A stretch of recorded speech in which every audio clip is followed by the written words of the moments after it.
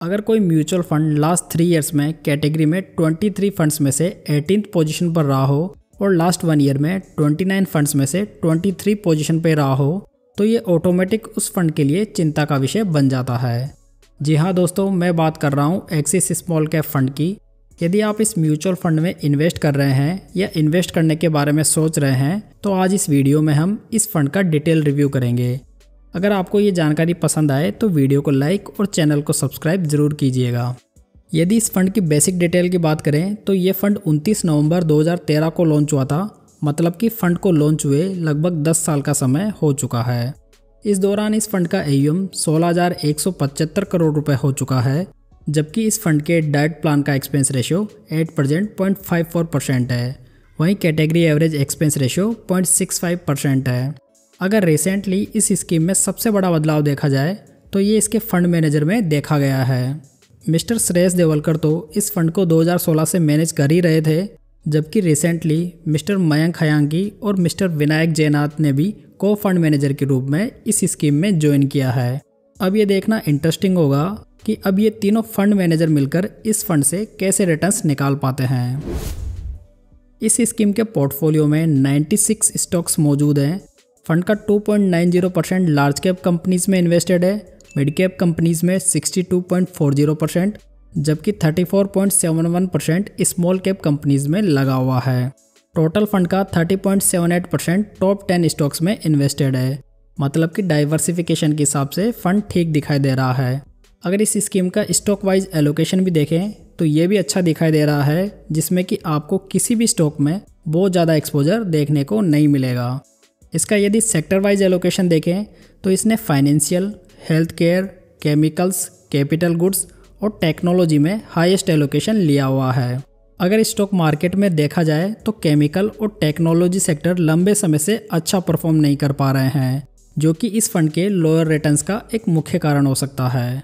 इसका portfolio turnover ratio देखें तो ये ओनली 2% है, जो कि कैटेगरी एवरेज 137.13% से बहुत ही अच्छा है। पोर्टफोलियो टर्नओवर रेशो फंड के पोर्टफोलियो में लास्ट 1 ईयर में हुए चेंजेस को बताता है, इसलिए ये रेशो जितना कम होता है पोर्टफोलियो स्टेबिलिटी के लिए उतना बढ़िया माना जाता है। अगर इस स्कीम में 9 साल पहले 5,000 रुपये की मंथली SIP शुरू की गई होती तो आज आपका इन्वेस्टमेंट 5,40,000 रुपये का होता, जिसकी आज की डेट में करंट वैल्यू लगभग 15,16,781 रुपये होती। इस दौरान आपके 22.01% के एनुअलाइज रिटर्न्स निकल कर आते हैं। यदि इस फंड में 10 साल पहले 1 लाख रुपए लमसम इन्वेस्ट किए गए होते तो आज उसकी मैच्योरिटी वैल्यू लगभग 8,66,200 रुपये होती। दोस्तों, कोई भी फंड अच्छे रिटर्न्स बना रहा है या नहीं, यह हम उसके बेंचमार्क रिटर्न्स और कैटेगरी एवरेज रिटर्न्स को आपस में कंपेयर करके पता लगा सकते हैं। एक्सिस स्मॉल कैप फंड का benchmark index Nifty small cap 250 TRI है।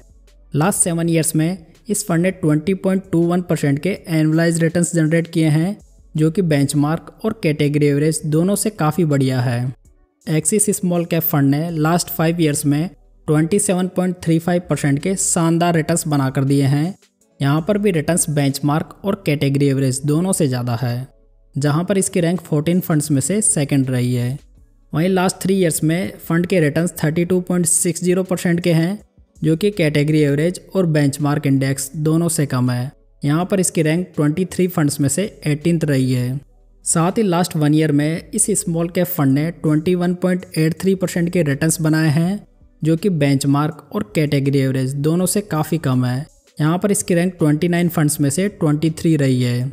तो दोस्तों, यहाँ पर देखें तो लॉन्ग टर्म में तो फंड के रिटर्न्स काफ़ी बढ़िया दिखाई दे रहे हैं, लेकिन पिछले 3 सालों में फंड ने थोड़ा निराश किया है।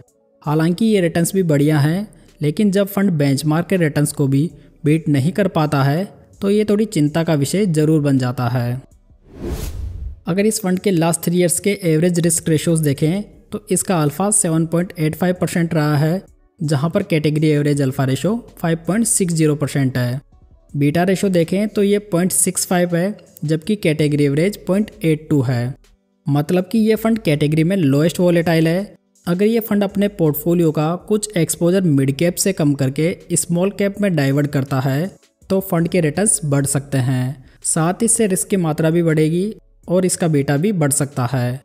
वहीं इसका शार्प रेशो देखें तो ये 2.06% है, जबकि कैटेगरी एवरेज 1.54% है। यहाँ पर इसकी रैंक फर्स्ट रही है। Sharpe ratio risk free returns को मेजर करता है। दोस्तों यदि देखा जाए तो इस फंड के लॉन्ग टर्म के रिटर्न्स तो अभी बढ़िया ही दिखाई दे रहे हैं, जहाँ पर इसकी रैंक लास्ट 5 ईयर्स में सेकंड रही है।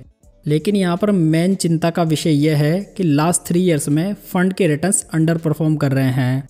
यदि एक्सिस स्मॉल कैप फंड आने वाले 1-1.5 साल में भी अपने बेंचमार्क रिटर्न्स को बीट नहीं कर पाता है तो इस फंड से स्विच करने के बारे में सोचा जा सकता है, क्योंकि यदि कोई भी एक्टिव फंड 4-5 साल के लंबे टाइम में भी अपने बेंचमार्क इंडेक्स के रिटर्न्स को आउट परफॉर्म नहीं कर पा रहा है तो उस फंड में बने रहने का कोई विशेष मतलब नहीं है।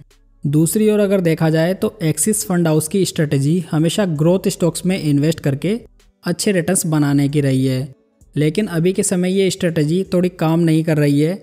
इसकी वजह से ये फंड अंडर परफॉर्मेंस दिखा रहा है। साथ ही एक्सिस के अन्य फंड्स भी आपको अंडर परफॉर्म करते हुए दिख जाएंगे। अगर कोई इन्वेस्टर इस फंड में शॉर्ट टर्म के लिए इन्वेस्ट करना चाहता है तो ये बिल्कुल भी एडवाइजेबल नहीं होगा, क्योंकि खुद एक्सिस फंड हाउस ने इस स्कीम में कम से कम 5 साल के लिए निवेश करने की सलाह दी है। इसलिए यदि आपको इस फंड में इन्वेस्ट करते हुए 5 साल से कम का समय हुआ है तो आप इस फंड को थोड़ा और समय दे सकते हैं। बाकी कोई इन्वेस्टर यदि फ्रेश स्मॉल कैप फंड की तलाश में है तो वो इन्वेस्टर ये बेस्ट स्मॉल कैप फंड्स का वीडियो देख सकता है। दोस्तों इस वीडियो में कोई भी इन्वेस्टमेंट एडवाइस नहीं दी गई है। ये वीडियो सिर्फ एजुकेशनल पर्पज़ के हिसाब से बनाया गया है। तो उम्मीद करता हूँ दोस्तों ये जानकारी आपको अच्छी लगी होगी। इस वीडियो को लाइक, कमेंट और शेयर ज़रूर करें। साथ इस चैनल को अभी सब्सक्राइब कर लें। तो चलिए दोस्तों फिर मिलते हैं एक नई जानकारी के साथ। तब तक जय हिंद, जय भारत।